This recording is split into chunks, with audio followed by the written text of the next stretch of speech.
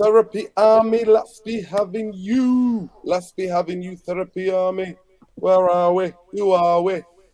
Therapy Army, let's go, people. How are we doing? Welcome to United Real Therapy. Welcome to the last Premier League preview of 2022-2023. Last Premier League game preview. Tomorrow, Premier League season done. Dada. It's been a roller coaster. It's been a roller coaster of a ride. So big up to every one of you. Please smash a like on the video. We've got stellar guests tonight. Stellar, everybody's about. Everybody's here. We are on the rooftop. If you can't see, we're on the rooftop. Bedrooms that way. We're on the rooftop. Reporting to you live from South Central South Central Manchester. Big up to every one of you. Welcome to United Real Therapy. I'm your host, Mr. Structure. We've got Jarvis, Mr. Mick Ruby, Mighty Mundo. We got Sean, Thomas. Big up, everyone. We got everybody here, man. So smash a like on the video and subscribe to the channel if you're not already subscribed. Hit that notification button because it lets you know when we're next live. Good evenings. Good evening. Big up, Northern. 2 more wins will be the exceptional first season for Ten Hag's United. Yeah. Well, tomorrow, we're going to come up to it later in the show, but he's chasing the best win rate of any Manchester United manager in the Cups and in the league at Old Trafford. Because we never had so many cup draws at home this season, and that's what he's chasing. So big up to every one of you. Love and light. Big up to everybody. You can hear the cars, you know what I mean, zooming past on the road. Fulham, they want revenge. I'll start with you, Jarvis. Yeah. You know what happened? The craziest 2 minutes I've ever saw in my life. The craziest 2 minutes I have ever seen in my life was watching the game where it finished 3-1 to Manchester United, FA Cup at Old Trafford. It was a game where they were 1-0 up. They could have been 2-0 up. Next minute, we equalised. And then the game changed in 2 minutes. So they will definitely want revenge. Talk to me. Yeah, you're taking me back to that game, and you know, that game Fulham was dominating us for 70 minutes, and suddenly I think it was William who had a handball on the line, and he got a red card penalty. Mitrovic went on the referee, so it was 3 red cards in 2 minutes. It was crazy. So I know that Mitrovic wants revenge for this. He was not happy, but you know, you can't go on the ref like that. So it's just what happens in the heat of the moment. But 10 games, yeah, okay, it is what it is. When it comes to the game tomorrow, I think Fulham will meet a United that's very. I think Ten Hag is okay with getting top 4. He will rest a lot of players. We saw today on training, we had players like Luke Shaw, Varane, Bruno. I think it was a couple of the other guys who was just not training with ball, was just running around with jogging shoes. And I think hopefully they will get the rest, because it doesn't mean everything this game. It will be nice to secure 3rd place, but if we get number 4, okay, we can live with it. The best thing is we can't risk any injuries before the FA Cup final against City, because we will need every player who is available that game, because we will be up for a big match. It will be hard. Big up, man. Big up. Jarvis, Mick, what do you reckon tomorrow? How much revenge? Are they going to be looking for tomorrow? I mean, they could try, of course. I mean, Mitrovic got 8 matches banned. Yeah, right. Is he banned tomorrow? No, he's playing tomorrow, but apparently he got 8 matches suspension. Yeah, right? Exactly. Yeah. And then, of course, you failed to mention the coach got red card as well, the manager. Yeah. So that was just insane. That I never forget that. Everything went out the window. That was the funniest shit I ever seen. Like, it just collapsed, right? So he could try as much as he wants, but it's not a one-man team, you know. Mitrovic is dangerous on his head, but Nuruddin, I think that Maguire will start tomorrow for certain reasons to stop the aerial threats of, Mitrovic. But that's a discussion for later, I think. So I'm not worried. The question is that will Ten Hag rotate? Will he not? I mean, clearly indicated in his press conference that he wants to win. Every game he wants to win. He wants to finish strong in the third spot. So I don't think there will be much rotation, to be honest. We'll see. Yeah, well, he's chasing this record, isn't he? Yeah, he is. I'll go to you, Sean. Should we rotate? Big up Eski as well for joining. Google says Fulham season's over. There's nothing left for them to fight. Should stroll in the park. I don't think so. I genuinely don't. I think it would be extremely naive of Ten Hag not to rotate. Like he has to. Like no one really cares about the last game of the season aside from people who are fighting, to escape relegation. I think for us, for Fulham, our positions are kind of secure. I think you should expect everyone to have one eye on the FA Cup final. And for Fulham players, expect them to have an eye on their vacation, whether it's Mykonos or Dubai or wherever they're going to. I don't expect this match to be super high stakes. I think Ten Hag should rotate. I'm happy with the news that I heard from Jarvis that Varane, Luke Shaw, Bruno, certain players like that are walking around in winning shoes. That's what I want to see. This game is not do or die. I would like us to come third, but if we come fourth, yeah, no worries. Like we go again next season. Qualification for Champions League was the most important thing, and we've secured that. Now our focus should be on the FA Cup final. Anybody who's playing, so I think Maguire is going to play, but I don't think it's for the reasons that Mickey was talking about, like aerial threat. I think it's for the same political reasons that kept Maguire as a captain throughout the season, that's kept Maguire playing every now and then. For those same reasons, Maguire will play this last game so that he can clap off the fans, so everyone Exactly. so he can have his moment basically as his final game, as a captain of Manchester United Manchester season United, now, and we could say goodbye to him. So I would like to see the guys like Zidane Iqbal, Palestri, Kobe Mainu. It's their time to shine. Let them shine this game. I don't want to see any of these guys, Bruno, Rashford. I don't want to see Marshall or Sancho, any other people. Just play the kids. Play the kids. Let them get a run out. Let's see, in addition to Garnacho, who might surprise us next season or who might surprise us in the FA Cup final. But I have zero expectations for this game. It's just a formality as far as I'm concerned. Yeah. Mundo, what do you reckon tomorrow? You think they're looking for a revenge? Nah, I think even the Fulham players, they've got nothing to play for. I don't think they're that bothered. I think it would just be one of those. I genuinely think that you guys are mistaken Marco Silva. Marco Silva is really, really petulant, very passionate football manager. I doubt it. He's going to say, let's all go out with a bang, getting revenge in this. I think Mitrovic and a lot of their players will think we were in control of that FA Cup game. It all went after 2 minutes because we lost our heads. And I genuinely do think they're going to come and turn up tomorrow. We're going to talk about their style of play in a minute, people, but go ahead. Mundo. What I hope's been happening in training is that we've had 2 11s. Yeah, one preparing for the cup final and one preparing for the Fulham game. I don't think we should be risking anyone tomorrow. It's a dead rubber for me. We've qualified for Champions League. Now the focus needs to be on Manchester City. That's where all our focus needs to be now, because you need as much preparation as possible going into that game. And City, it's like we're coming up against the footballing equivalent of the Terminator, right? And we need to focus on that game. I couldn't give a shit about the result tomorrow, to be honest. If we lost 10-0, I wouldn't care. As long as none of the main players get injured. If you put out all the kids and they lost 10-0, I'd take that.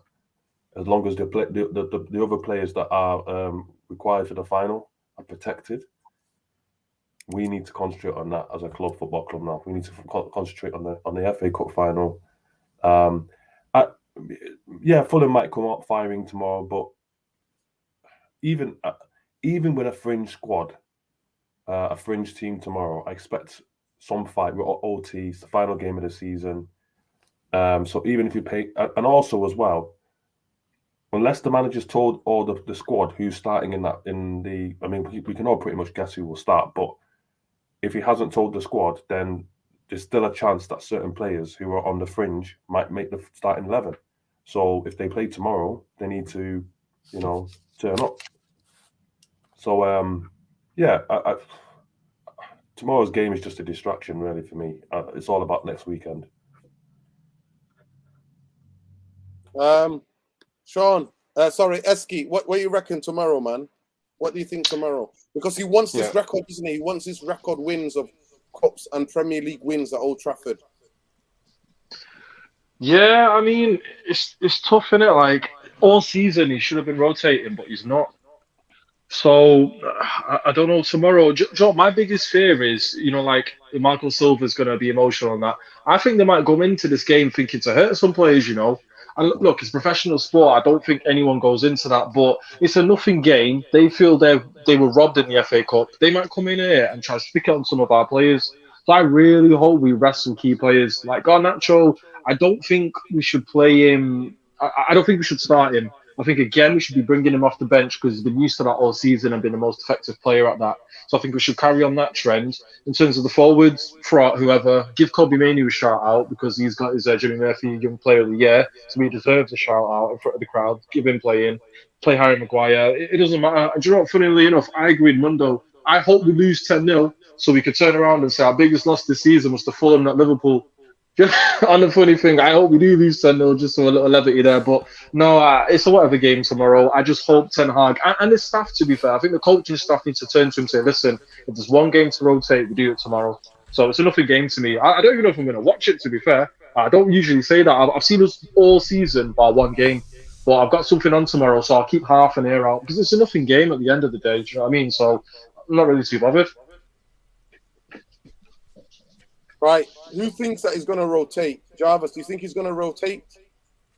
He has no choice, though, Nuruddin. Go ahead, Jarvis. No. Keep on. No, I was saying, like, he has no choice. Like, it would be extremely naive of him not to rotate. The season is done. Like, there's literally nothing at stake, like, in this last game. I know he might have, like, some record that he wants to break or whatever, but it would be silly, like, it would be borderline, like, criminal of Ten Hag not to rotate. Like, I think if he doesn't rotate, we should question his competence and his capacity for the job. It's a no-brainer. He has to rotate for all the reasons we've talked about. We want to see the players fresh at the final. Some guys like Kobe Mainoo and Harry Maguire need to get their moments in front of the crowd so we can clap them off. Like, there's nothing at stake, so like he has to rotate.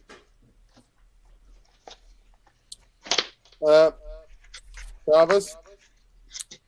Yeah, as I was mentioning, there was several players who didn't train with the ball today. So, and there was also Martial, and you had let's see, I had it here on my phone. It's Casemiro and Martial was also just jogging around.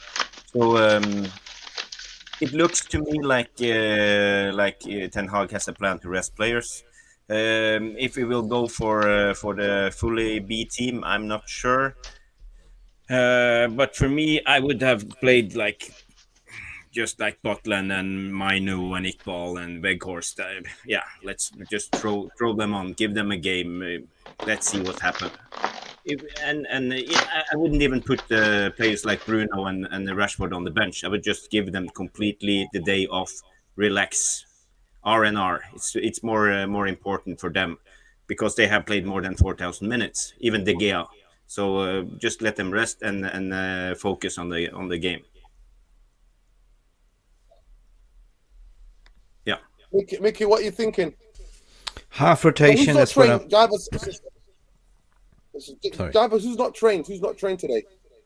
I said it was Casemiro, Martial, Shaw, and Bruno, and I think Maguire. No, Varane was also just jogging around.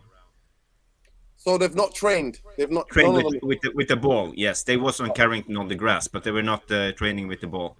Oh, okay. Go ahead, Mick. I think he will rotate. He will be a half rotation first half. What I believe it's going to probably play McFred again.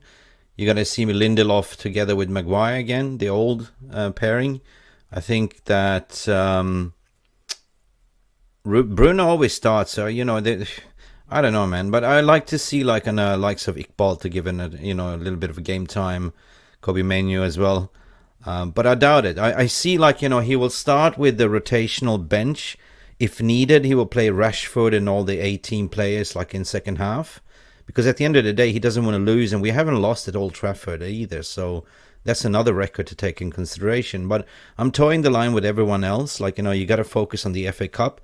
But do I see a full rotation? No, I see like a mixed bag of everything. Like, and if Casemiro is not starting, there would definitely be a McFred or something. Okay, interesting. Go ahead, Mundo. Yeah, I agree. Like, Okay, Oh, give me and- your team. Actually, I'll stay with you. Give me your team. Who are you going to play tomorrow? who am I going to play tomorrow? But yeah, I play keepers. I'll keep the hair in. Left back, probably put Malacia in. Yeah. Maguire, Lindelof, Dalot. Dalot, yeah. Yeah. McFred in midfield. with Bruno. McFred. Although what I have to say, when they came on against Chelsea, that last 30 minutes when those two were in the midfield, you see how wide open the midfield was? Yeah.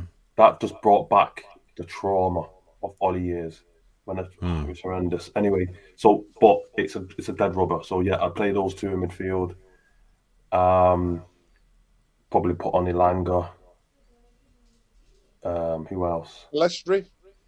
Elanga, Pelestri. The workhorse up front. Who's going to play number 10 though? Would you play? Well, Play, throw one of the kids. Sancho. no, you can play. No. You can play Pelestri as a number 10. He's done that before. He's tried it out. You can play Pelestri as more inside and play Garnacho. Play Phil Jones as number 10. He's no longer there, man. Put Phil up front. Yeah. Number 9. We were looking for a number 9. He looks a little bit like Harry Kane, doesn't he? Listen, do any of you disagree with Mundo's team there? I don't know. I like to see, like, put Scott McTominay as number 9. Put him up front. That could work. Yeah. Yeah, I'd rest Fred as well for the final. Yeah. For me, my ideal team in the final includes Fred, so I don't want to see Fred in this game. I don't mind seeing Kobe Mainu. I don't mind seeing the midfield of Mainu, McTominay, and Iqbal, or Kobe Mainu with Iqbal and Eriksson or whoever. I don't care about this game. Like play anybody, but just don't play the people who are playing in the final. I also want to see Iqbal get a run out. Like Iqbal, what's this guy's name? Kobe Mainu. Play them. Play Pelistri. Tomorrow, definitely, I would play Eriksson as a number 10 because I don't want him played in the final. I think defensively, we're going to get found out defensively. So, I would love to see a Iqbal because I've been waiting for this ever since pre-season. I don't think he believes in that he's physically strong enough to play in the Premier League. I think he might come on. I don't know what the bench is going to be like. I think your show is going to be super exciting tomorrow. If I do get an early team news, I'll definitely let you know, Mick, because I know that you do. Yeah. We're doing the warm up tomorrow. Yeah. But it can't be strength though. Because I'm pretty sure Iqbal is stronger than Eriksson. I'm pretty sure everybody is stronger than Eriksson. So it can't be physical strength. I don't know what it is, honestly. I do not. Maybe it's more of like a maturity thing. You don't want to put Iqbal into the situation yet. Maybe he's not like at the level in terms of actual ability self. Maybe we're more hyped about him because how fans get sometimes. They hype up a young player and we don't really know what he's like in training. So maybe he's not as good as we all think. But I don't think strength is really the issue. But we still need we still need structure in the midfield. We can't just be wide open, right? We need, I don't know. No, McFred are going to play. I think McFred are going to play. McFred are going to play. I mean, I'll be shocked if he doesn't play McFred. Donny's not fit at all. Donny's not made it. Listen, let's get into just a little bit of the match facts. Let's get into some of the match facts. So, obviously, Manchester United are waiting to discover the severity of the injury of Anthony. Obviously, the Brazilian is missing. He's a risk at missing the FA Cup final. I think he's out for the season. Luke Shaw is withdraw half-time on Thursday with a 4-win win. Fulham remain without Tim Ream, Andreas Pereira, and Latfin Kazawa. So Andreas Pereira, that's a shame for Andreas. Yeah, Andreas is injured, Yeah. Daniel James may return after resuming training following a hamstring issue. It's going to be a very interesting. So Manchester United have lost back-to-back matches against Fulham Manchester United have lost back-to-back matches against Fulham in 2009, but are unbeaten in the subsequent 14 Premier League fixtures, winning 11 of those. The Londoners have lost 18 of their last 21 away league games at Old Trafford, with their last win being 3-1 win in October 2003. Manchester United, Erik ten Hag, had unbeaten 17 home league matches since defeat by Brighton in the opening weekend, winning 14, drawing 3. They and have won each of their past 5-6 top-flight fixtures at Old Trafford. Manchester United have won their 5 Premier League games versus newly promoted opposition this season. They've lost, so that the last one, all 6 such fixtures in a single campaign, was 2011-12. The Reds have lost their final league match 2 of the past 4 seasons, as many times as they had in their previous 33 top-flight campaigns. I remember we lost to fucking Cardiff. Fuck me. Oh, God. Marcus Rashford is the first Manchester United player to score 30 league goals, 30 league and cup goals in a season since Robin van Persie in 2012-13, and the first to net 20 at Old Trafford since Wayne Rooney 2009 and 10. Fulham are guaranteed their first top-flight finish in the Premier League since coming 9th in 2011-12. Fulham's total of 15 league wins in 2022-23 is their second highest top-flight season, bettered by only their haul of 17 in 1959-60. Their tally of 54 goals is the most they have scored in a Premier League campaign. The Whites have lost their final league game 4 of their previous 5 seasons. Fulham have only won 3 of their 53 Premier League away matches against sides of the top 4 of the table, drawing 12, losing 38 in this fixture. So everything points to, guys, Manchester United winning tomorrow. But genuinely, if you want a rotated side, give me your score, Jarvis. Yeah, first of all, I just want to talk a little bit about we were talking about the first 11 tomorrow, and at center back, Lindelof was mentioned. I wouldn't risk Lindelof because we know we don't have many options. If not Lindelof is playing, we have to play Shaw, and then we have to play Malaysia in the final against City, and we don't want to play Malaysia because he's not good enough defensively. So I would rather even play McTominay as centre back. Another option is play Dalot as centre back and let Brandon Williams have a go. There's other options, but I wouldn't risk Lindelof in this game, especially Mitrovic. He can do something bad if he's up to it. So I wouldn't trust him. The result tomorrow, I think it will be an easy game. Both teams will take it easy. It's the last game of the season. They are more worried about booking their holiday flights and what to do in the day after. So I think it won't be a lot of goals. Maybe 1-1, 2-1 to United, 2-2. Yeah, but yeah, I don't think it will be high intensity game. Okay, there we go. The boys are training there. We can see who's you can see the players, the ones who are training with the ball and the ones who are not. But big up to Jarvis for that link. I'll go to you, Eski. Give me your score. Give me your score tomorrow. Score tomorrow. Do you know what? I'll go with 1-0. I think he'll do a heavily rotated side. And do you know what? For me, the only thing I'd change with all your guys' teams, I'd put a youngster up front. I'd give it to Hugo or someone like that who you've got coming up. Just give it a youngster a chance, Yeah. you know. Give the fans something to look forward to. And give the fans an actual flipping striker. We've had no Martial all season, and we had the workhorse up front, which, you know, I'm not knocking him, but come on. So I think play a youngster up front, do what we're doing, and 1-0, simple as.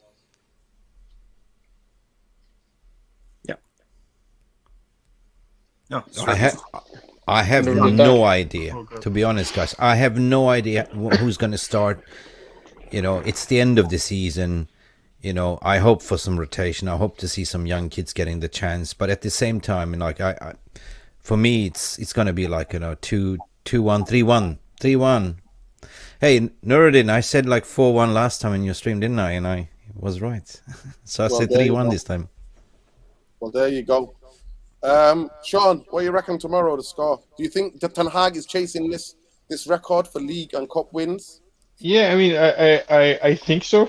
Everything we know about Ten Hag this season tells us that he's kind of stubborn and that he doesn't really rotate much, and that whatever we all expect him to do, he usually doesn't do that. So I hope he sticks to the tradition of Old Trafford, of Sir Alex, of managers before him. That last game of the season, it's time for the youngsters. Like it's time for people to show up under the lights at Old Trafford. I expect a high-scoring game. So open ends on both sides. People like you attack, we attack. Yeah. Hopefully, the crowd is able to carry us over the line, and we win 3-2, or 4-2 or something like that. That's how I see this game going. Yeah, hopefully the crowd will turn up and back. Be the 12th man on the pitch. Yeah, I mean, all season, Old Trafford has been lit. Like I think that's part of why we haven't lost, or we've been really good at home, because like the crowd at Old Trafford has been exceptional. So I think the crowd will be very happy to see an Iqbal on the ball or Kobe Mainu, those guys. Like, so that's why I'm like, if you play people like McTominay or Fred or Lindelof, those guys have been, they're going to take it easy because the season is over for them. So you want to play the youngsters, people who will get people off their seats. They're hungry to come in and display. They're hungry to play. Yeah. They're hungry to play. So give those guys a shot. Listen, it's simple. Tomorrow, if I'm playing a rotated team, I'm the manager. My team, my talk to them is that with the other players on the majority of the so-called first teamers in the dressing room, I'll be telling everybody who's there as a rotation guys playing tomorrow. I'll be telling them all, right, guys, play your way into the FA Cup final. Go out there tomorrow, play your way into the FA Cup final. Give me a decision to make. Go out there, play your. If you play well, you'll be in the FA Cup final. But no, that would be a lie though. No, I'm pretty sure that there's nothing anybody could do, absent like a hat trick or something. There's nothing anyone can do on this game on Sunday that will surprise us to the point where I feel like you can pick the starting 11 at the FA Cup final. Everybody knows. The players who are playing probably already know by now because they're on some special training regimen. If I was the manager, let me give you my team. It would be Butland, Brandon Williams or Dalot. McTominay, I agree with playing McTominay at CB. McTominay and Maguire at centre back. Malacia at left back. Kobe Mainu, Ericsson, Zidane Iqbal, or Kobe Mainu, Iqbal, and whoever, like anybody else, literally anyone can play. Then Vergos, Garnacho, Pelistri, or bring the guy from under 18s. I can't remember his name, Hughes or whoever, to play up front.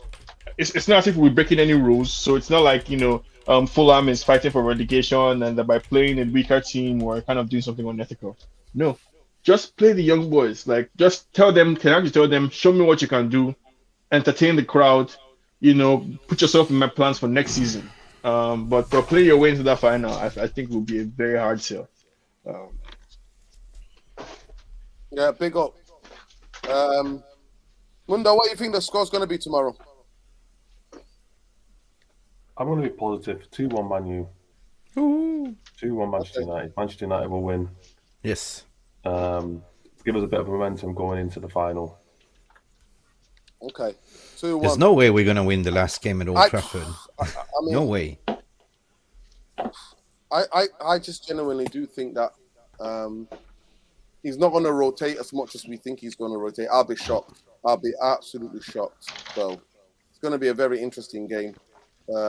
See tomorrow. I think they will. I think they're going to be physical.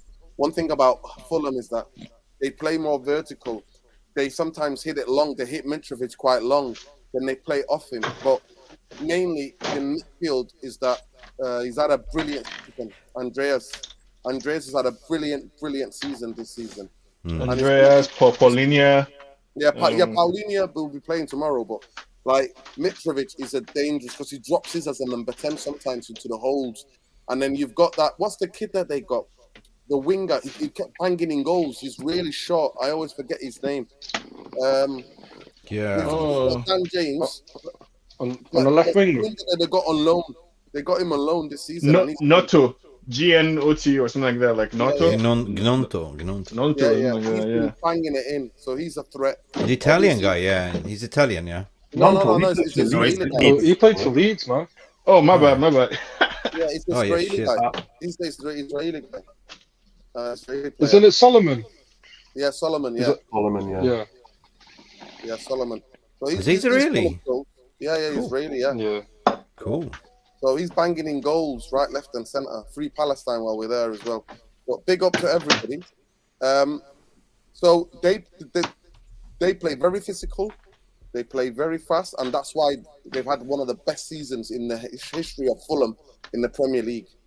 So they're coming for revenge tomorrow. And obviously William's rolling back the years. Everybody laughed when they signed William. He basically left Brazilian football to come to, because the hooliganism in Brazilian football got so bad. Players were getting followed to their cars in the training ground, and people sending him death threats and everything in Brazil. So that's why he's come back to London and to England. So it's going to be a very interesting game tomorrow. But listen, there are rumors. We'll go to the next topic. There are rumors being circulated through certain media and in Manchester today that Manchester United have got, regardless who the owners are, Eric Ten Hag's got 200 million plus sales. And everybody around Manchester, the ones so-called in the know, are basically saying it's going to be one of the biggest clear-outs ever for Manchester United. Correct. What I'm hearing, the players like Aaron Bissaka, Scott McTominay, Harry Maguire, Victor Lindelof, even those players could be up for sale, which is weird to me. It's really weird. It's the Manchester United thing to do. Players who are playing well, who played well, sell them and keep the duds. So it's going to be very interesting. But I'll go to you, Eski. Have you been hearing it? You are, man. You've been hearing it. But all of a sudden, all we're getting, and to me, it just stinks of PR, because for all summer, the past month and a half, we've been hearing there's 100 million set away for a striker. All of a sudden, it comes out, Eric Ten Hag's got 200 million plus and a massive clear out of Old Trafford. Do you believe in any of these reports? Do you know what? This season has been the worst for reports for Man United. Do you remember the Sky Sports guy or the last minute bid? Oh no, the bid hasn't gone in. They didn't have a clue what was going on. This is Sky Sports, arguably the top 3 most reputable sources in the UK. They didn't have a Scooby-Doo. And then a few months ago, last month, it's 100 million we've got to spend. We need to sell players, and FFP are on our ass. And now today, like you said, I've heard the same things. The word on the road is now we've got 200 million to spend. Other people are saying we're spending the Shapes money already. The deal's done. It's just not announced yet. We're spending that money already. That's where it's coming from. So I don't believe nothing. I already know. The journalists have been so sporadic this season, even the most credible ones. They just seem to be flip-flopping all the time. So take everything you hear with a pinch of salt. I'm not getting giddy over any report. Go ahead, Sean. Yeah, I mean, I would say... I'm going to just get the super chat. Pick up Adewale. He says, need to win tomorrow so Ten Hag can get more points than Oli. Oli's best season and a trophy. Oli fanboys in the mud. Okay, that's an interesting take, but thanks for Yeah. Big up Adewale. The first distinction I will make is that, like, I think as you're aware, as most people are aware who listen to this channel, I have different feelings in general about the ownership and behavior structure than everyone. I think United is a going concern. So I would not be surprised if some money has already been earmarked, regardless of how the takeover is looking. Some money would have been earmarked for transfers, because I think, like I said, the club is a going concern. The business has to go on regardless of who is at the top. So maybe it might not be as much money as we would like, but I'm pretty sure some money has been earmarked for transfers so that the takeover or sale of the club would not directly impact, or to limit the impact or minimize the impact of the takeover and all that stuff on the season and on transfers. I wouldn't be surprised to see a clear out as well. I think our squad is bloated. I think Ten Hag has done a good job of managing some of the egos and personalities that are in the team. The ones he could get rid of, he did. The ones he could send on loan, he did. The ones he had to keep on the bench, like Maguire, he did. But yeah, I don't know if you can start pointing out who might be cleared out now. I think we know for sure that Maguire is going.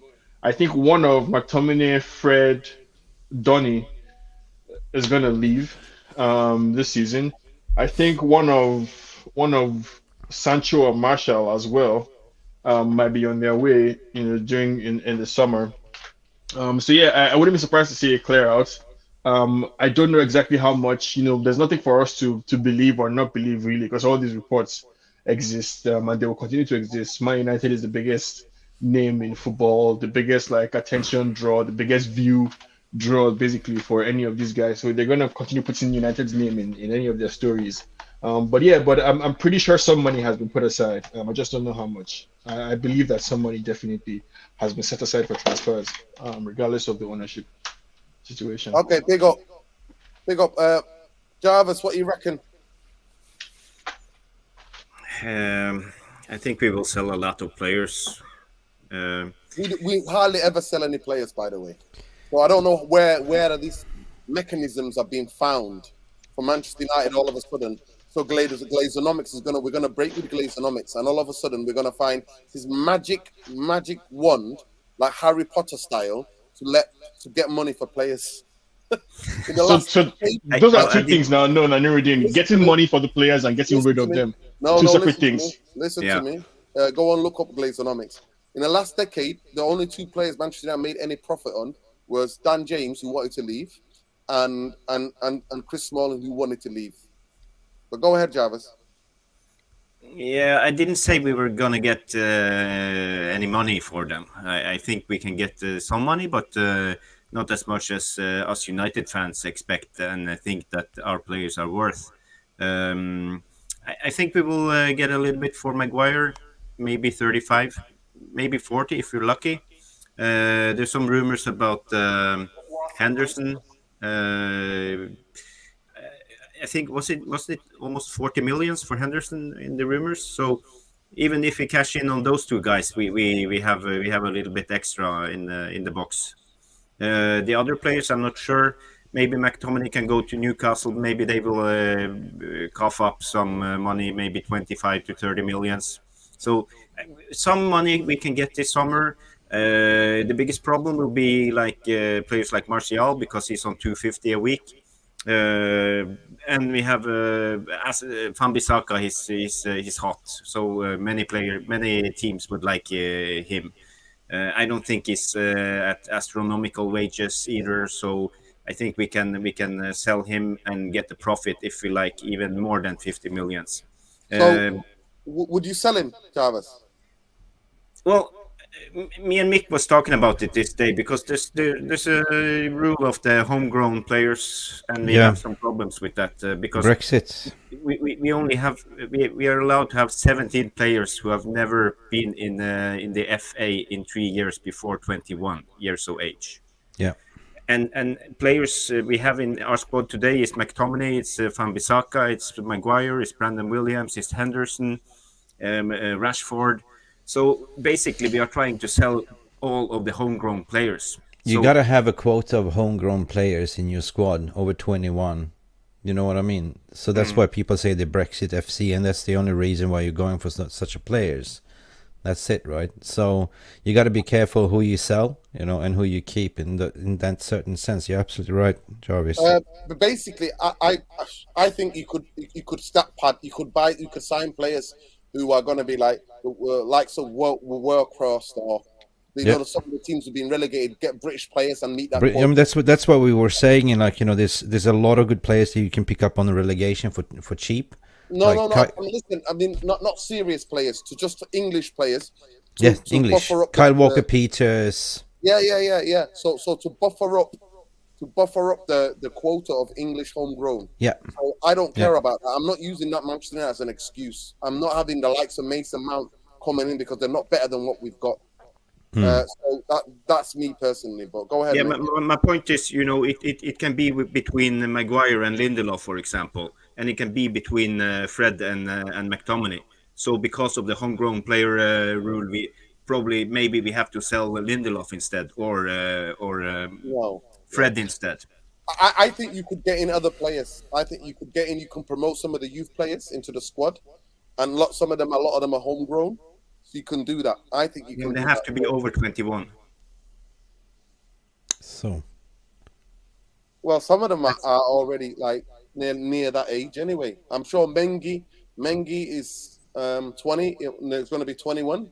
by next season, 100%. So there's somebody. Maguire can go. Mengi's a homegrown player. I'm not having Manchester United use that as an effing excuse. I'm not effing having that. I'm not having them keeping around crap footballers. But go ahead, Mick. Just let me explain on the whole budgeting situation. But first and foremost, like, there is going to be an exodus. And part of the reason is like, when the seasonal thing, I work as an intermediate, right? So I work with football agencies and I work directly with clubs as well. So I cited the list and it's going to be an exodus, but I cannot sit here and tell you who, right? But there's going to be a lot of players on that list. Second and foremost is the budget. Even in the January transfer window, there was reports saying there was a 200 to 100 million used to be used. And how this works, and all to say it's not magic, it was already there in January as well.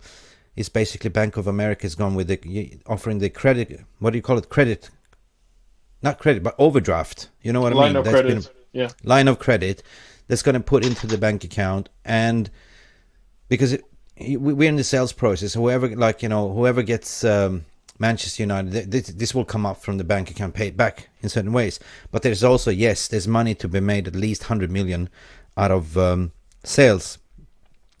But, there was reports coming out to say we have 500 million in transfer. That's absolutely BS, but it comes to the total higher because players are staff, right? So when you come from... when you do manpower planning, you do all the budgeting, everything at the end of the year, October, November, you plan for hires. And that includes people in Carrington, Mayfair, all around the works with the Manchester club, right? So you've been allocated about a budget of 500 million. Part of that potty goes also to the transfer market, right? Because players are staff. So that's how you get the report in certain ways. Now, how, will the majority of that chunk be utilized for players? Yes, I believe so. 100 to 200 millions. So this got nothing to do with Sheikh Yassim coming in or Sir Ineos, whatever. This is money already been allocated for this physical year. I hope that explains how it works. Big up.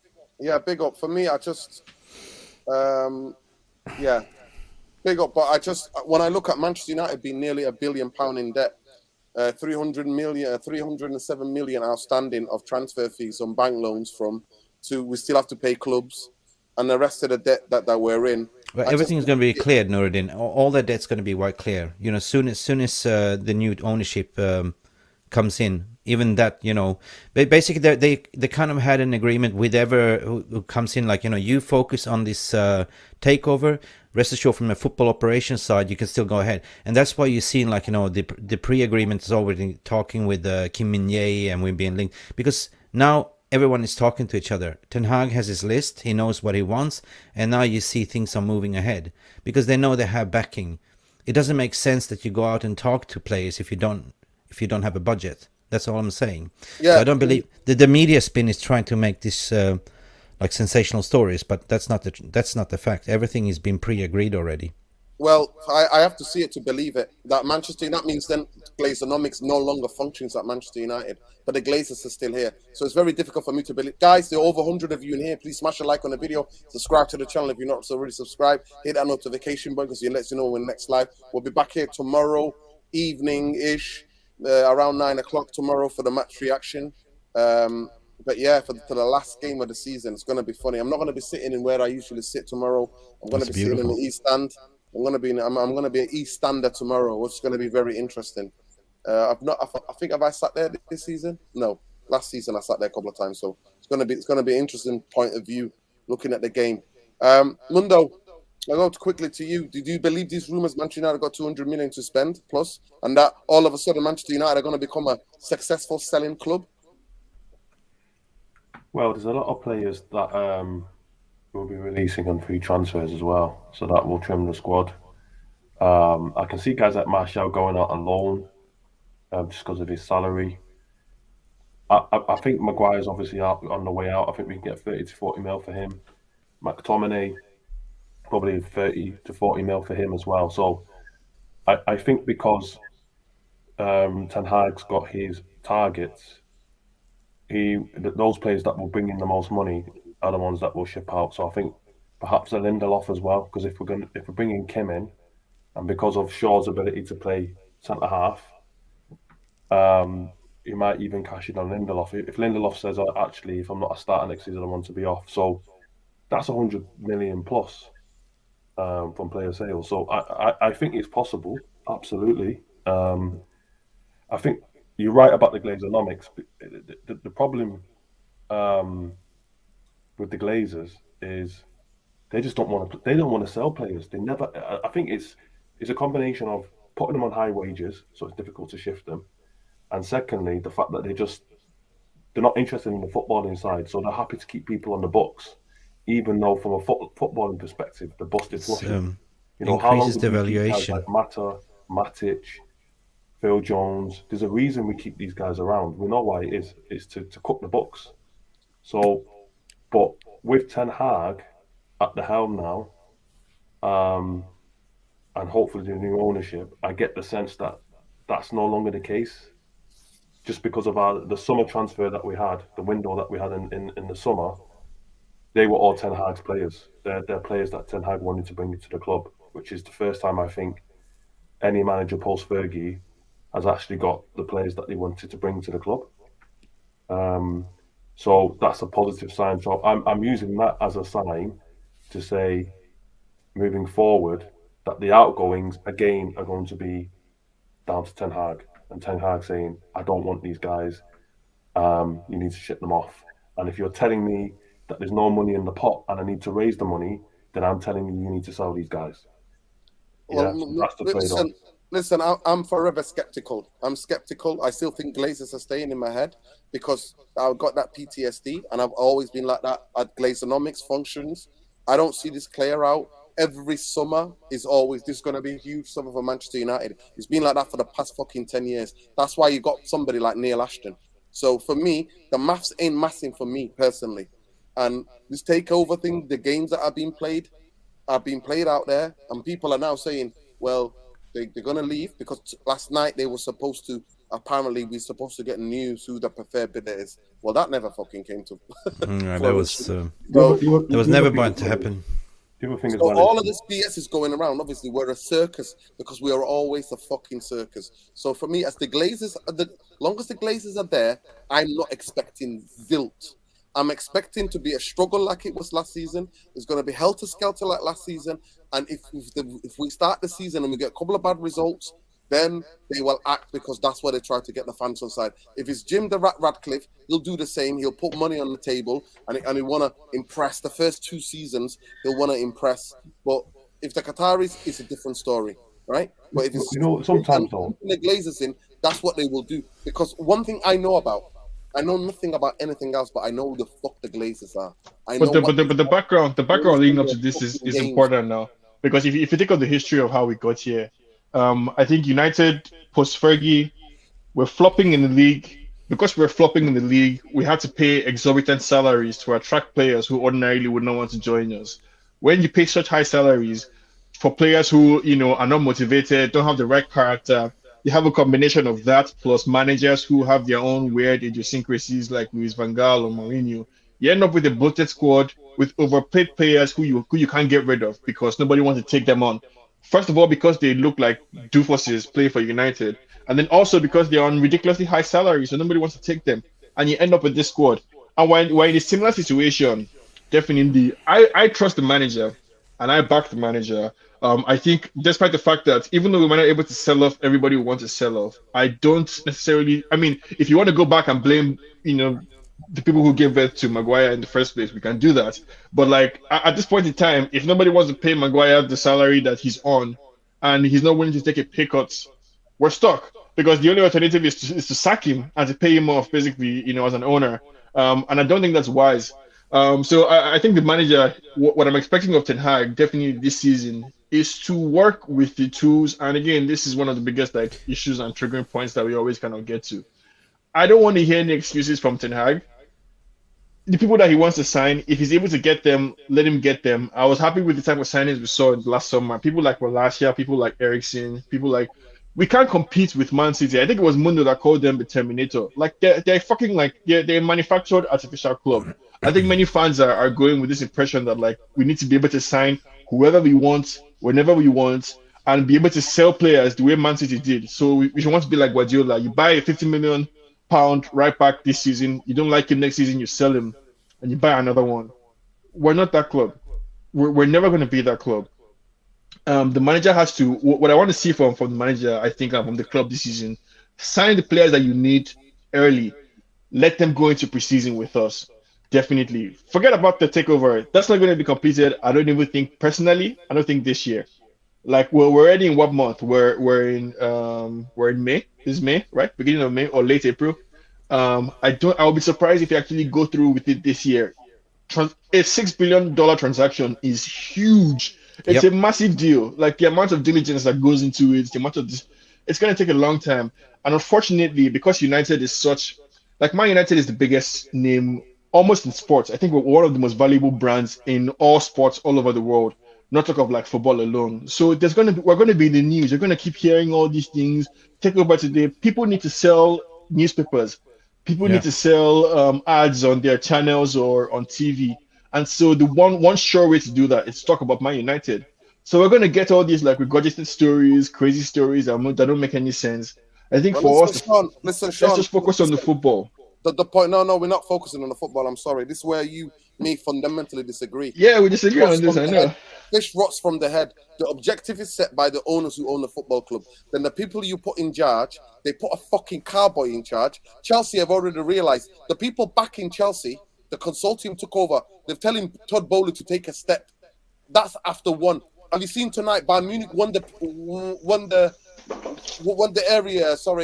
Bundesliga tonight. Guess what? Guess who they sacked? Khan, one of their greatest goalkeepers in the history of their football club, sacked. The sporting director sacked. I want my fucking club to move like a fucking football club and start doing things with a fucking football structure, not move like a fucking slug. So why not? Why can't Ten Hag have what fucking Guardiola has? Why can he not have it? I don't want to get into that argument with you. I want to go quickly to Eski. Eski, I just want to your final wrap up points, bro, because I don't want to take this too long. Yeah, But yeah. the final wrap up points of the season. What kind of season do you think we've had in the league? I thought we've had a very good season, man. I kept saying it. My expectation for this season, yeah, was nothing. I just wanted us to play half decent football. That's how shit we were last season. My expectations were in the gutter, mate. So top three, almost potentially top four, obviously. Potentially two trophies. I'm buzzing. We've had a better season than Arsenal. We've had a better season than. Do you know what? If we win the FA Cup and City don't win the Champions League, there's an argument to say we've had the best season in the Prem. Obviously, they've won the Premier League, but I mean, as a whole, I mean, look what they should have won. And if they only win the Premier League, they've underachieved. We've massively overachieved if we win, FA Cup. So we'll have to see. Big up Ten Hag. I give it a 7.5 out of 10, being real. If we win the FA Cup, might be an 8 out of 10 season. And that's it, man. Okay, go ahead, I have a Jarvis. problem. I have a problem. I have a problem. I am furious that this manager has not even been nominated for the Manager of the Year award. If he wins the FA Cup, that's 2 cups. It's a fucking shambles. Nick Ruby. Well, listen, Nick, let me explain something to you. Manchester United did the treble, and Ginola won the PF Player of the Year. Let's talk about brown paper bags. The fucking Listen to me. Jesus. Beckham that season finished second to Rivaldo in the Ballon d'Or, in the European Player of the Year. Back in the day, he was the European Player of the Year. So Beckham finished second, and Ginola, when we won the treble, won. So I'm not expecting that. I actually like the fact that this managers and our players are not rated. I actually enjoy that. Who is nominated? I can't. The Serbi is nominated. Arteta. Manchester United, listen, the way that the referees have refereed our games, the establishment is against Manchester United. The establishment is loving Man City. We see that. And majority establishment loves Liverpool. We know that. So that's why what I love Fergie. Fergie used to have this siege mentality. That's what we need. So the more blatant they are with the way that they are against our football club, the more we're going to siege mentality. But go ahead, Jarvis. Sorry about that. In the preview, majority of the season. So go on, wrap up your last final points as a preview for the match, for the last game of the Premier League. What kind of season have we had? Yeah. Before the season, everybody said that if we get top 4 and the cup, it will be a great season. But we will be happy if we get top 4. Everybody said that. And now we are in top four. We have won a cup, and everybody's like, we should win one more cup to be like a success.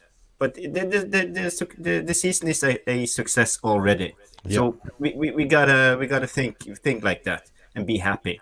We want to win the FA Cup, but in 1 month's time, even if we win or lose, we can look back at this season and say, okay, we did it. We did very well. We did well. Ten Hag did well in his first season with this squad. We have a small squad. We have players that we can't be trusted. We have seen this in games like against Liverpool and against City. We lost the games against Newcastle when we lost. But Ten Hag and some players like Casemiro, Martinez, even De Gea sometimes have pulled this team through. And now at last, the two last games, Casemiro just dragged us over the line. So it's good to have winners, have players like that, and we can build on that until next season. And if they back Ten Hag and give him at least 5 players. But I would like 7 to 8 players, but I don't think that will happen. But at least 5 players that will strengthen the first 11. That's important. Not just squad players, but players who will strengthen the first 11, starting 11. Yeah, Then big up. then we Big can up even Jarvis. compete next season. I don't think we can win it, but we can compete like Arsenal. Yeah, big up Jarvis. I don't disagree with a lot of things you said. I do think though, for me it all matters. For me, qualify for the Champions League, it's no point if you're gonna make a dent about it. But big up Scary Fury for the super chat. Appreciate it, brother. You guys Big have up Swedish brother. how we bought Casemiro last year. Ten Hag's been heard complaining about several times about his patience and him not knowing what is happening. So I'll have to see it before I believe. 100%, we're in the same Scary Fury. Exactly. That's what I'm saying. Miss me out with all of this Neil Ashton. I've been here. I've been here Yeah. before. I've been here every time. So to me, I expect zilch. I expect another summer of chaos, and I expect the Glazers eventually staying at this football club. That's what I expect. Because with this football club, I have zero expectations. And for me, qualifying for top four means nothing if Manchester United are not going to go out the group stages and go make a dent and a fight in the quarterfinal and maybe get into a semi-final. But I'll go to Mundo and then I'll go back to Big Mick. Mundo, wrap up your final thoughts. Go ahead, Mickey. Go on. Sorry, go ahead. No, I just want to say big up Scandinavian brother, Swedish brother. I see his Swedish crowns donation, tjena. But he's got a point there where he's saying, Ten Hag doesn't have his patience because Ten Hag doesn't have patience. He said it so many times in interviews. He wants to win now, tomorrow, right? Yeah. And he's always going by rules and principles. So rest assured, he's going to be ruthless, man. Seriously. Well, I'm not going to lie to you, Mick. Glazers have done this to every ruthless manager. Exactly the same with LVG. Exactly the same thing with David Moyes. Exactly the same thing with Jose Mourinho. Exactly the same thing with Ole Gunnar Solskjaer. And Ole will used to tell you, oh, yeah, I get on with the owners. Yeah, and all of this. Fine margins and all that BS. So at the end of the day, Ten Hag, for me, still doesn't know who the fuck the Glazers are. But go ahead, Mundo. I'll come later. Your final thoughts. I think if we're looking at the season in isolation from where we've come from, and then it's, I mean, I'm old school. I'm never satisfied unless we're challenging for the league and the Champions League. So for me, third and a cup is in the context of where we are as a club, it's acceptable. But I'm not going to run down the street and scream and shout about it and celebrate, because for me, it's part of the long journey back. And especially when you're seeing your noisy neighbours potentially, we're going to do a treble. So we are a long way away, and that's the benchmark. Man City, unfortunately, are the benchmark. That's where we want to be. So in isolation, I think, and with this particular group of players, I think the manager's achieved as much as he can with this group of players. So the summit is massive, because if we want to take the next step, then it's all about who comes into that squad for next season. Absolutely. So for me, the bigger season is next season. Next season is the true test. That's what I'm waiting for, right? And if we're flapping around third and fourth, and we're winning the Carabao Cup, and that's it. Next season, then my patience is not going to be. I'm not going to be as patient as I have been this season, because let's not paint this rosy picture that this season's been fantastic, because we were in with a shout. I know it was pipe dream, and you've had your own thoughts about going for all 4 trophies, but the manner in which we went out of Europe, the away record, all of that needs to be addressed next season. We can't have that happening next season. Okay, out of 10, how much are you giving for the season for Eric Ten Hag? Not the football club, Eric Ten Hag himself. Not the football club. Right. Stop In putting terms the of football Eric Ten club on Hag and his impact at the football club, and the fact that it seems like such a No, long he got season. workhorse. He got workhorse, a championship low knee. I know exactly, and you almost forget about the whole Ronaldo saga as well. Like that Yeah. happened this season. Like it's And surreal. Maguire, dealing with Maguire, England's The darling. way that he's dealt with Maguire, I'm going to give him an 8 out of 10. Yeah, I agree with you. I'm going to give him an 8 out of 10, because he hasn't been perfect. He hasn't. Like the away record for me is concerning. That is a big, to take 7-0 at Liverpool, 6-3 at Man City, like 2 of our biggest rivals. That is like in the history books. So he needs to rewrite the history next year. He needs to put those wrongs right next year for me. Well. At the end of the day, he can't do it magically. He has to be back. But go ahead, Mick Ruby. I don't think. I'll go back to you quickly. How much you giving him? 8 out of the season for Ten Hag? I give him a 7. A 7, okay. Go ahead, Mick. I echo what Mondo is saying there, 8 out of 10, basically because we haven't seen the best of Ten Hag as of yet. I go back to where we were last season, this time of the year, players down tooling, players not playing for the badge anymore. What Ten Hag has come in and done is fucking amazing. He implemented rules and principles, right? Players are playing for the badge, right?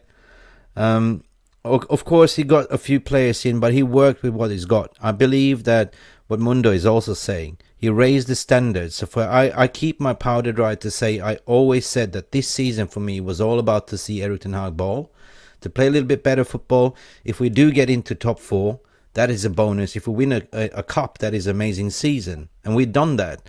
So, of course, now it comes down to next season, and I agree, because now it comes down to see the real Eric Ten Hag, the players he's going to get in the transfer market and start challenging. He said it himself in the presser before, right? He needs players that could go challenge with the right mentality to win, top 4, challenge for the title and also the Champions League. So I give him 8 because, yeah, I agree. Like, he handled the worst situation with Ronaldo. He handled Maguire. Astute. So he's been very, very good. And also Sancho, the mental breakdown, sending him away. The amount of injuries they had, he had to reshuffle his cards in his plan. His spine in the back got broken as well. I think he did well at the end of the season as well to play with Shaw and Lindelof, and we got over the line, and that's the most important thing. We're in Champions League. That puts us in a totally different position. So I give him an 8 out of 10, and that's what I say. I think it's quite generous. I'll give him a 7. I think for me, for last season, I always felt like the players we had were good enough to make top 4. That's my personal opinion, and that the people who are most responsible for the outcome on the pitch are those closest to the pitch, so the players and the manager. So for me, the bare minimum expectation from Ten Hag this season was to get top 4, which he has achieved. I think many times in the season, his naivete, being the first season manager in the Premier League cost us. But many other times, his excellence shown. So as far as I'm concerned, he gets a 7. I agree with everyone that next season will be the real test. Like, next season is when he really has to take that next step.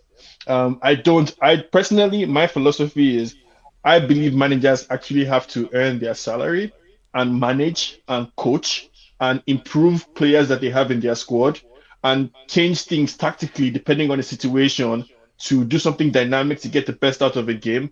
I don't believe that you should only succeed if you're giving exactly everything that you want. Then you're just a placeholder in that case. Be a manager, earn your freaking salary.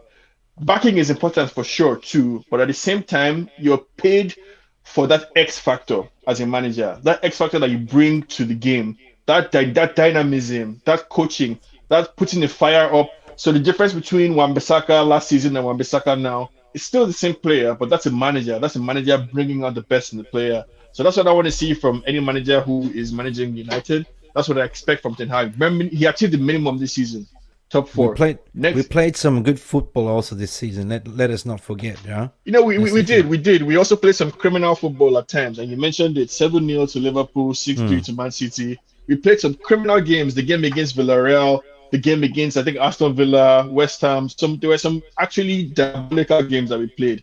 Where it seemed like, and I remember against City game, you were very upset because we kept attacking. We kept attacking after 1, 2, 3, 4, 5, 6. We kept going for it, and they kept scoring. So they're having some criminal, I'm saying, performances that happened this season. All I'm saying is that now he has the break, right? Now he has time to plan, to think, to assess the whole season, what worked, what didn't work, and rest assured that their personnel didn't work, they're going out. Okay. Like, I believe in the manager. I back the manager 100%. I actually believe in Ten Hag. I trust him. So I trust the decision making. So this idea of like signing Mount or missing Mount, I'm not really going to talk anything about any of the signings because I am an armchair observer for all the way from my home. If the manager and the team decides they want one player, fine, sign him, whoever. I trust the manager and I believe in him. And I 100%. expect big things from him next season. Yeah. Okay. For me, Eric Ten Hag gets 6.5 from me because the burnout. If Liverpool would have got their acts together, I think Chelsea and Liverpool. Nobody predicted those both to fall off. We didn't expect the calamity what Chelsea is, and that played into our hands. I think Liverpool, because they went for it last season, they went for 4 trophies and they were burnt out. And now they've only found in bit of form this part of the season. As a contributor to that, of course, because it's about the competitiveness.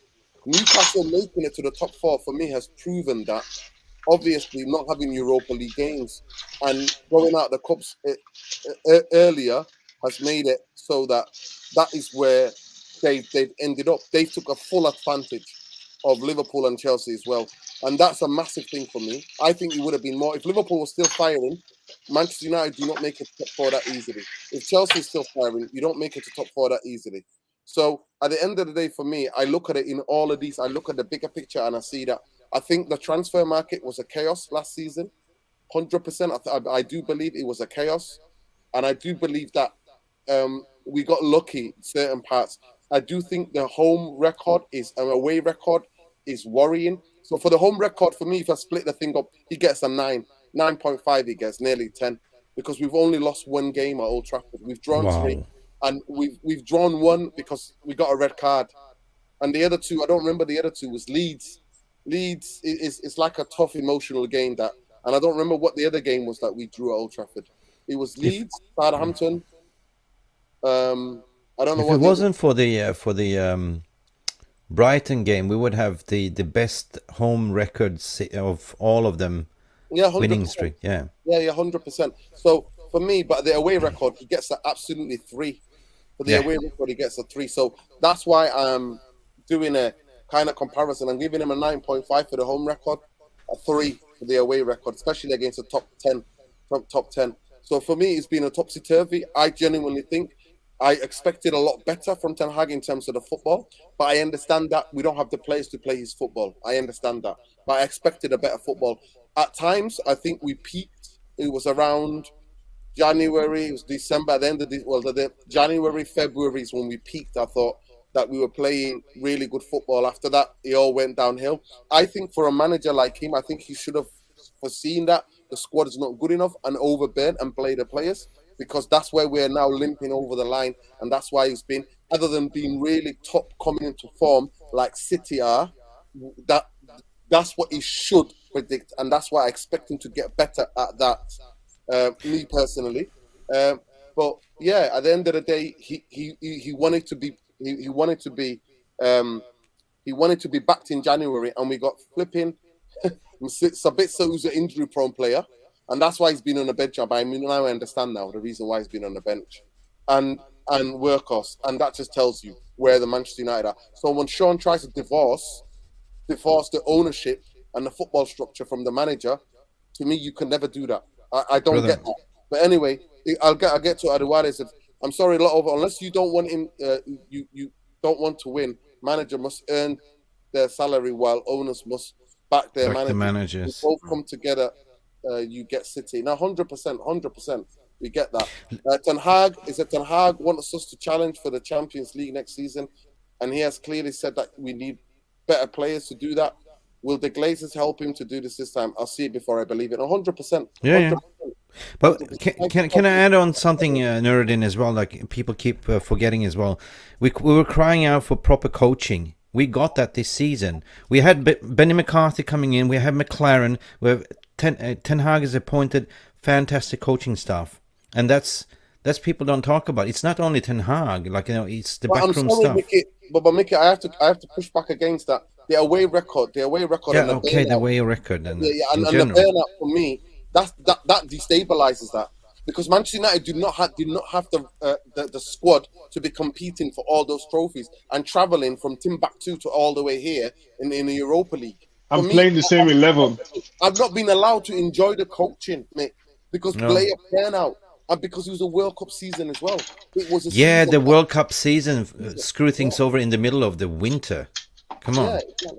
It was a very unprecedented season, right? So Listen, all in all, I'll push it up to 7 because now I've just remembered what he was playing 3 times a week. But he did not have to play those players. But thank you for Adewale and Scary Fury for the super chats and their generosity, love and light. But listen, I think that's what it is. I'm giving him a 7. I'm pushing him up to a 7.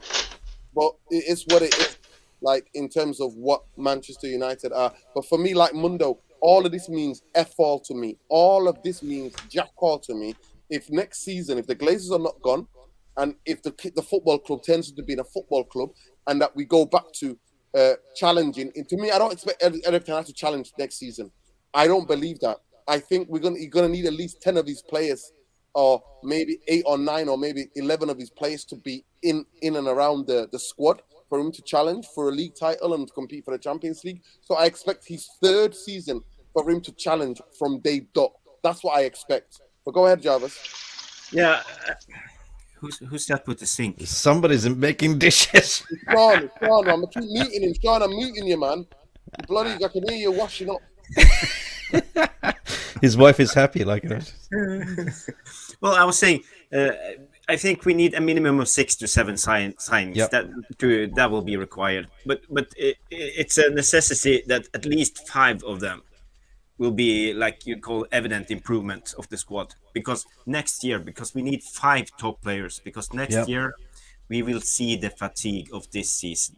We will see the burnout of Rashford and Bruno, most likely. They won't be able to keep it up for a whole season. Maybe we can get... we saw at Liverpool, just like we saw with Liverpool. And that's why I'm worried. I'm severely worried. And by the way, somebody says, Yami says, Brighton played good football. And Mick, going back to you, I couldn't appreciate the good coaching. We got one of these Japanese analytics guys who does all the stats and stuff like that. I would not have been, because we've been playing too many effing games and players have been bent out. And he does not have the time to drill his patterns. No, he doesn't. In the training ground. He has not. And the reason why Eddie Howe managed to do it, the Zebrius has tried to do it, because they're not involved in Europa League. They're not flying. They were not. And they're not in the late stages or all the even Mickey Mouse Cup. I'm not asked for me. I'm never going to look back on this season and make my word to you guys, because we won a fucking Europa. We won a shitty fucking Carabao Cup. I'm not about that. I've never celebrated a Mickey Mouse trophy. Now, if you beat City on Saturday, trust me, I'll be out and fucking about. I'll be out and about in Manchester, and I'll be celebrating like a madman, because the FA Cup means something to me. FA Cup means something to me. Not fucking Europa League, not fucking Mickey Mouse fucking trophy like the Carabao Cup. They don't mean shit to me. That's me. Yes, I'm spoiled. I've seen Manchester United win everything. I'm spoiled like that. Manchester United win everything. So that was a little bit of... Europa League don't mean jack to me, and the League Cup don't mean jack to me. Looking back now, I'm actually glad we got knocked down. I don't count that as a success, but like Mundo said, considering where we are, yes. But to me, it's about Saturday. And if he beats City on Saturday, he goes up to 8. 8 Yeah. out of 10. Because what I expected, I didn't expect one of the Glazers to challenge and to be challenging for a league or to go any Champions League or anything. I just wanted Erik Ten Hag to play better football. That's all. But you mentioned a very valid point there, Nordin. You said, like, we are the only one that played like fucking 3 games a week. Like, if you look at Brighton, like the Zerbi, did they play Europa League? No, they play 1 game a week or 2 maximum. They had time on the pitch to drills. We didn't have the time. I mean, if you're Erik Ten Hag, you look at your bench like, I don't have time to. I go with what I got, right? So at the end of the day, I totally agree with you. I told you line, but hey, we finished like, I don't know, we will finish 3rd or 4th. If we win 2 cups, I mean, 1 cup is good enough because we haven't won silverware for 6 years, man. Not the League Cup, the FA Cup. If he wins the FA Cup, like for me, he gets a 9 because Yeah. that's a perfect Bingo. example of a manager managing. He could easily say, unless you give me the same exact squad as City, But the World Cup the World Cup ruined the season totally, right? No, Mick, I'm sorry. Him being stubborn in the Europa League ruined the season. Yeah, but I'm actually glad we got knocked out from the Europa ruined League. The season as well. The League Cup ruined the season because I was saying it. Ask Jarvis. I was saying it 6 months ago. Not just now, I was saying it 6 months ago that there's going to become, because we haven't got the strength and the depth, and he's not had the time and the training. Cannot compete in all these competitions. No, but the manager made some mistakes as well, though. No one asked him to play Weghorst for all those games where he played Weghorst, and when he looked clearly like Weghorst was running around like a headless chicken. No one asked him to play the same 11 every day. Where Eriksen gassed out and Eriksen eventually became a liability. No one asked him to keep playing Anthony over and over again during that period where Anthony wasn't contributing anything to the squad. Like, you understand? Like, so the manager did make some decisions that he cost us. Some of his mistakes definitely cost us, which is why I'm giving him a 7 and not a 8. But if he manages to pull off an FA Cup victory, that's a 9 over 10. That's a wonderful season because that's a manager looking at a team that is clearly stronger than him, identifying their weaknesses, highlighting our strengths, getting away with the victory in a very important game. That's a manager. That's what you want to see from somebody. Not sitting down and saying, unless you give me a squad of 22 world-class players, I can't compete. I don't want to hear that from the manager. Make do with the squad that you have. Well, Sean, that's you. That's your opinion, and we respect everybody's opinion. But modern football is about players. And Fergie, read all of his autobiographies, he said it's about players. That is about recruitment. Football is about recruitment, matching that with good coaching skills and a good atmosphere and a good team spirit. That's what football is. It's not complicated. It's not complicated science. But if you haven't got the players, because Pep Guardiola, I guarantee you now, will not manage if he didn't have the players that he has. He's got about 8, 10 or 11 fucking world-class footballers. He will not be doing what he's doing without those players. But what you just described is a very complicated mix. You just described the complex mix of factors. Very these are all qualitative things: recruitment, coaching, atmosphere. You know, these things are qualitative. Like there's no, it's not an exact science. You have to have the right players. With good players, you win. Listen, let me say something. Pellegrini has never won a league in his life, in his life. Pellegrini, right? He came to Man City. They had the best squad of players. They had the best spine in the Premier League, and he comes and wins the league. But if it's by good players, how do you explain Lampard at Chelsea? If it's by good players, how do you explain the manager before Ancelotti at Madrid? If it's by good players, how do you explain the guy before Xavi at Barcelona? If it's just about players, it's not just about players now. It's a combination of different factors. Of the football club. To me, Man City with Pellegrini, he was there for 2 years. I think, if I'm mistaken, 2 years. He won a league title. He won a league title because they had the best spine. They had winners. They had captains in that football club. That's what they had. But anyway, we'll get into it. For me, modern football is about the players, mate. If you don't have the players, you ain't competing, Jack. You can coach all you want. You ain't competing for trophies, the biggest trophies. If you have or not. If you don't have the players, and not even that, it's about the balance. It's not just having the best players. It's about a balance in the team. Because PSG will tell you they win their league, but the Champions League they get fined out because their team's not balanced. Their 11 on the pitch not balanced.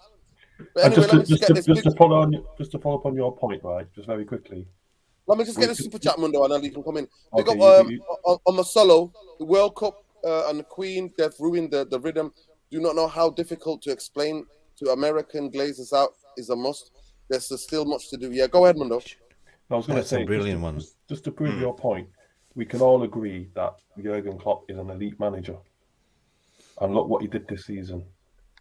And if you speak to the Liverpool fans, they'll tell you our squad's not good enough. So, and no matter, you can give Pep Guardiola this Man United squad. He's not winning the Champions League in the league with this squad. He's not. So you're both right in that. Yeah, you can have good players, but if you have a bad manager, then you're not going to achieve anything. Like at Chelsea, right? But when you put those two, when you get the combination right, when you have good players and a good manager, then you get a winning formula. What Man United have had over the years is we've never really had that. We've had 3 or 4 really good players surrounded by mediocrity, right? So for Man United fans or the Glazers, like, let's buy them a shiny new toy. So let's go and get them Alexis Sanchez when we've already got 6 left wingers already and we need a flipping midfield and a right winger, right? All these crazy decisions that they've been making over the last 10 to 15 years is why we haven't been winning, because there's been no strategy. And the thing, and it kills me to say this, the thing why City are successful is because they do have a strategy, right? And they manage, and not every player they buy is elite. They just buy players that are on the cusp of being great players. That fit their system, Mundo. And fit the system, and they have. Let's not compare City now. If by strategy you mean a limitless pool of oil money, of Arab money, then sure, that's a strategy. But like you let City, like you said, we've spent more than City. Manchester United have spent more money than Manchester City on transfers. So we spent more money. You can't just say it's money because when you look at what Bowley's doing at Chelsea. Look what Todd Bowley just done at Chelsea. It is money in Armando because it's money that lets you buy Mangala and Sagna, who they buy in the first season for £50 million and then sell him the next year because you don't like him. That's money. It's money that lets you do that. Buy 2 right backs, and then sell them the next year and then buy another one for the same price. Let me say this: with money, you can eliminate the mistakes quickly. Your mistakes quickly. But the strategy is there. They've got the best footballing structure in the world for me. They sign players for 67. You never hear City players coming out saying, I want to leave, because they give them all bonuses. They might be cooking the books. Yeah. Yes, but to me, what do you mean might be? They are definitely cooking the books. Like we don't have the room to offer a player a branding deal for 2 times the actual worth of the value of the branding deal somewhere else. Like City are not they're not a real entity. Like they're a manufactured club. You cannot compete with that. Let's get that out of our like. We can't say that Man City have been more successful in the last 10 years than Man United because of the money they've spent. That is inaccurate because Manchester United have spent more money than Man City. It's the way in which they've spent money. And we can argue, we can talk about where they got the money from. Yeah, that is dodgy. Yeah, no one's going to debate on that. But let's just say both clubs have spent an inordinate amount of money, and look what Man City have achieved in comparison to Manchester United. A 2 League Cup, a Europa League, and an FA Cup, and they're winning their fifth title. Fifth league title in 6 years. So cheating. Did I say that? Mundo. Listen, big up. About players, Man City spending more money than United, or United spending more money than City. They have cash. When they buy a player, they pay up front. 60 million up front. Okay, here we go. When the Glazers buy a player, they pay them over 5 years in rates. So a club would rather take 60 million right now or 80 over 5 years, for example. So that's why United have to pay more. So it looks Nordin, I agree with Adelewele here. This is exactly what I was saying. Like, people forget. We had the worst season in Premier League history. Last season with pretty much the same squad. He tried to play football, got killed in the first 2 games, and to make it work, he has done great this season. Yeah, listen, I'm not divorcing it from the club. Listen, that's what I say. I'm divorcing it. If I divorce it from them, for me, he burnt the players out, and I'm a dickhead in Hume. I'm not a fucking professional football manager. I'm a dickhead who lives in fucking South Central Manchester. But I knew this was coming. He should know that it was the Europa League was going to burn these fucking players out. All I'm saying is, I'm telling you, Manchester United do not get top 4, which we celebrated the other night, right? And the idea that Manchester United celebrate top 4 makes me feel fucking sick. It makes me feel sick. that we celebrate top 4.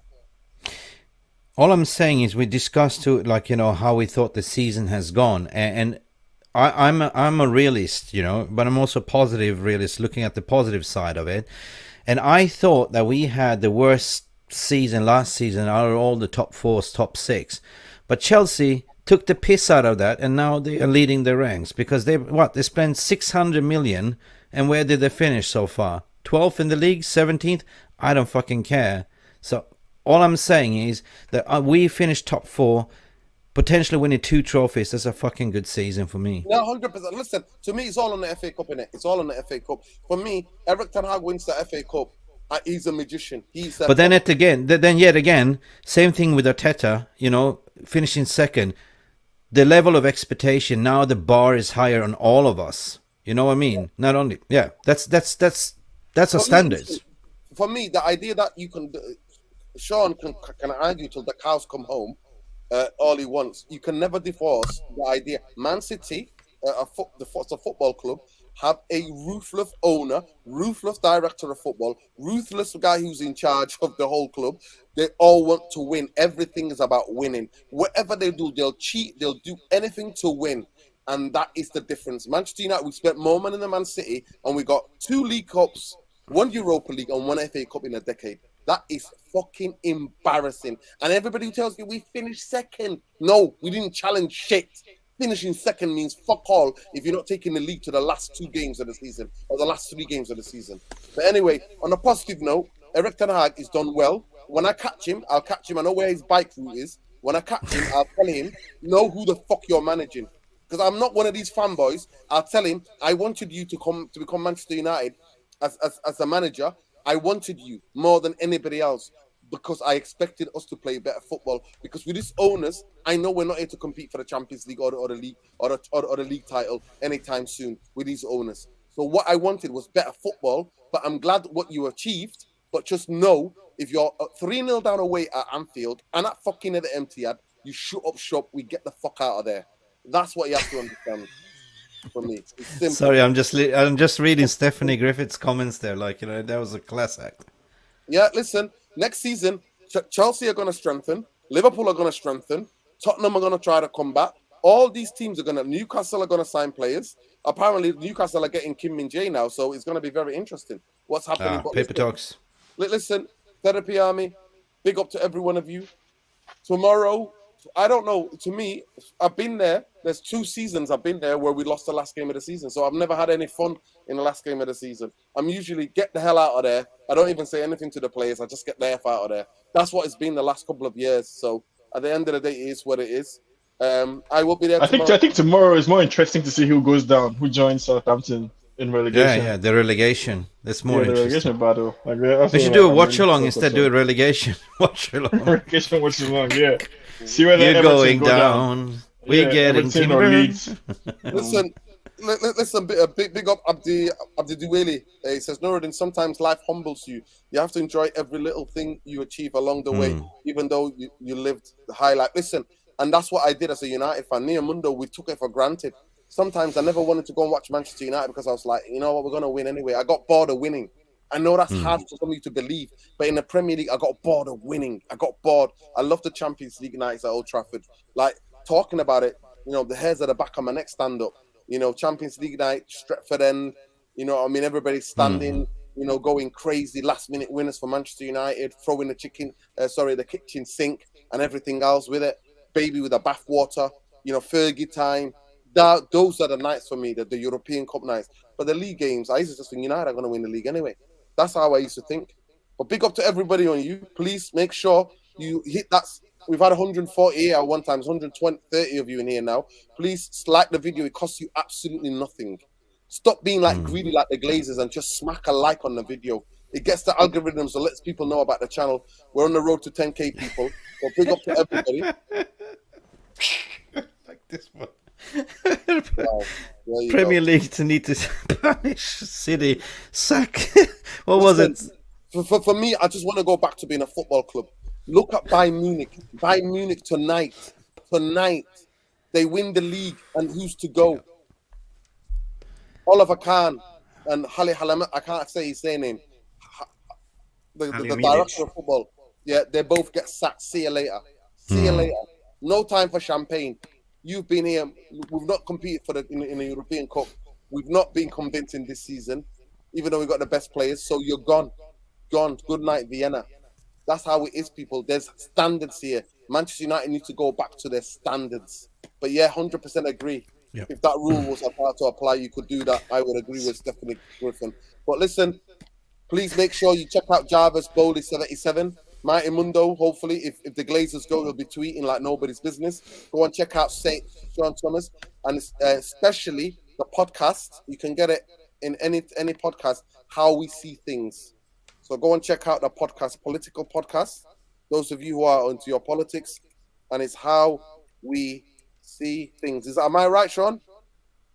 Yeah, you're correct. You're correct. Good looking out. Yeah. Wicked. So go and check that out. And please do not forget, Mick's on the road to 15K. Mick Ruby, Ruby the Red. And then No, that's actually wrong handle. I changed the handle. I don't know how they ended up there. So you can find me on Twitter. Just type in Mick Ruby. Yeah, Mick Ruby also on Twitter. And then Man United, MUFC Realist TV as well. Yeah. Me and Jarvis doing the traditional warm-up and stretching tomorrow. Final game. Yes. Hopefully you'll catch me on my bike again tomorrow. Yeah. The traditional. Yeah, big up to everyone. Mr. Structure on the bike. Yeah, that's it. Big up to every one of you, and smash a like on the video on your way out. And we'll see where we goes. But to me, it's all about next season. I'm not here for anything about League Cup business. Miss me out with the League Cup, mate. I'm not asked. If Manchester United have not won a League Cup or they won a League Cup, I'm not asked. But I know that I'm not representing every United fan. There are 10-year-olds or 6-year-olds who have never seen Manchester United win a cup. So that's what it would have been. 5-year-olds who never seen Manchester United win a cup. So it is what it is. So I'm happy for those fans who want trophies, but I want the big trophies. The ones who got the big ears. That's what we want Manchester United competing to get them, those big ears. Big up to Richie 63. Good luck tomorrow, mate. It's in your hands, mate. It's in your hands. Good luck to Richie. Good luck to Everton tomorrow night. It is what it is. I want us to smash City. That's all I want to do. Next week. That's all that matters for me. Yeah, and congratulations to Luton, man. Congratulations to Luton. Yeah. And we're so glad that their captain is all right after collapsing 12 minutes into the game. He was in hospital, celebrating in hospital. So we're glad that he's all right. We've had too many footballers collapse and not make it out. So we're so happy that that's what happened. So big up to the chat. The last match reaction tomorrow night will be about 9:30. Because I need time to. I can never go instant match reaction because I need time to process, or else I'm going to be the grumpy old man that I'm becoming. Because watching Manchester United this season sometimes has been absolutely. But there's been some incredible games at Old Trafford. The Liverpool game, which I stayed outside. I was boycotting actually. I stayed outside. The Arsenal game, amazing. The City game was amazing. Barcelona, I was not there because I don't believe in the Europa League, but that was amazing for certain fans who went there. So it is what it is, people. Love and light. Take care. Catch us tomorrow, and we'll see you hopefully around 9:30 tomorrow for the match reaction. But big up, everyone. Check out instant match reaction and Mick Ruby, Man UFC Realist TV. You catch Jarvis there. Big up Sean. Check out his podcast, How We See Things. Big up Mundo. Hopefully, as soon as the Glazers go, he'll be on that Twitter, man, like nobody's business. He'll be on Twitter. Like honestly, like a car bonnet, jumping on Twitter every minute as the Glazers leave. But big up, take care, people. Love and light, peace. End the podcast.